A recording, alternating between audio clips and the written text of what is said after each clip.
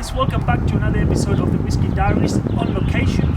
Today we're in a pretty special part of the world. We're in Cardrona Distillery in Wanaka, the South Island of New Zealand.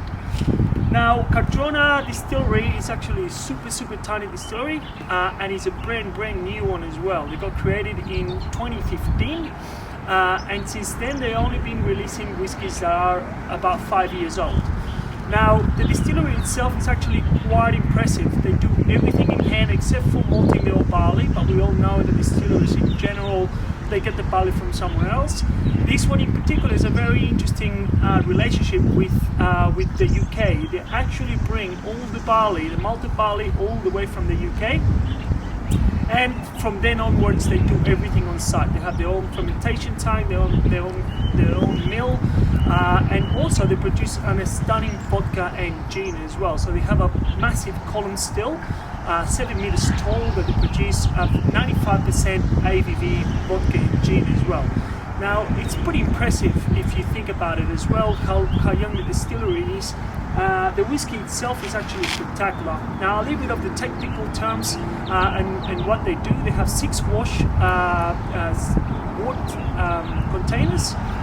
Each one of them is 10,000 liters, and they have 6 of them. At the moment, they're only fermenting 3 times a week, but they can actually go to up to 18 times a week.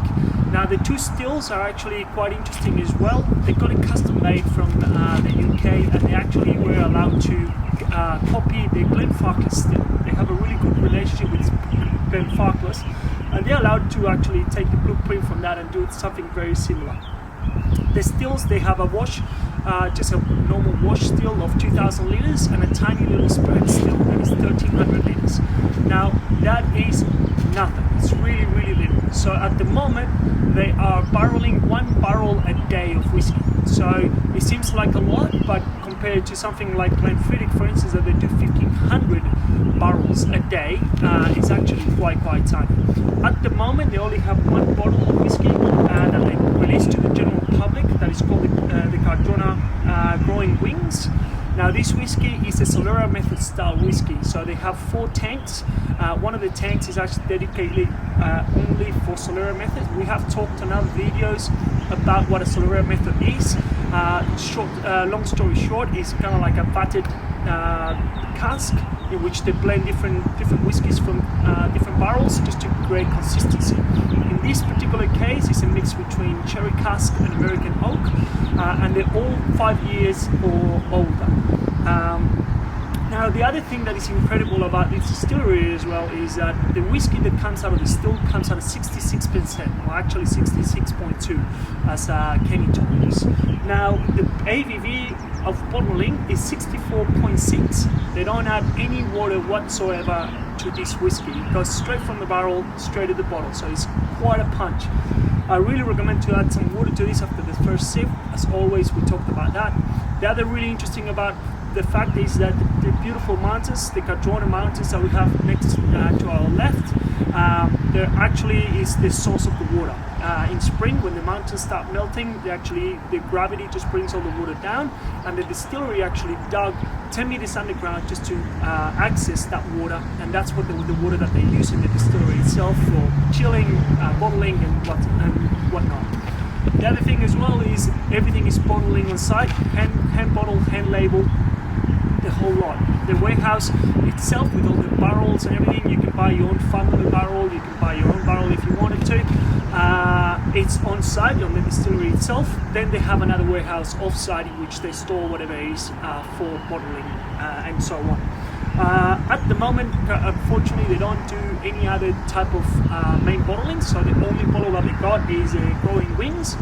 But eventually, they do release single cask every 6 months or so. At the moment, the last cask that they did was about 2-3 months ago. It's a bourbon cask and sold out in 36 minutes, and it was 529 bottles or around that. I talked to Kenny and to the distillery manager, and he told me that at the moment they don't have any whiskies coming in the future, which is unfortunate. But we were lucky enough to be able to bottle one of the sherry cask. They have a full sherry butt that fortunately for us we were able to bottle ourselves. You can see it in the video. It's And the other thing as well that is quite interesting, and I understand this because it's such a small operation, the bottles are only 375ml bottles, so they're tiny little bottles, but the whiskey is incredible. At 64% ABV, let's be honest, you could probably almost double the bottle because it's so strong. Now we're going to try test the whiskey. Now they put the bottle number as well. They put the type of wood. In this particular case, it's the sherry bourbon, the sherry and bourbon cask, and 64.6% ABV. And then there it goes. Now that's the thing.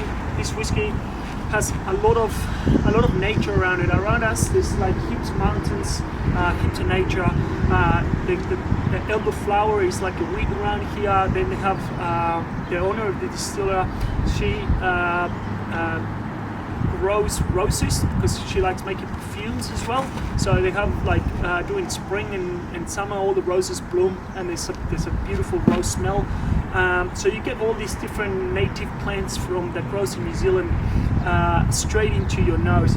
There's also a lot of honey and toffee on the nose, and it's absolutely delightful whiskey, especially being a 5-year-old. It's quite young comparing to other whiskies. At 64, it does carry a little bit of punch, obviously. I would recommend to add a little bit of water. Kenny had a good description to the whiskey of as you add water. When you add water to the whiskey, you'll start seeing what is called the whiskey mist. At the bottom of it is basically the oils getting released from the whiskey. That's when you added enough water that you can actually, it's enough for the whiskey to release a lot of the aromas. And when we did that, at the moment I don't have any water with me because, as you can see, we're in the middle of nowhere. When we did this in the tasting room, it actually released a lot of toffee, a lot of honey, and vanilla flavors.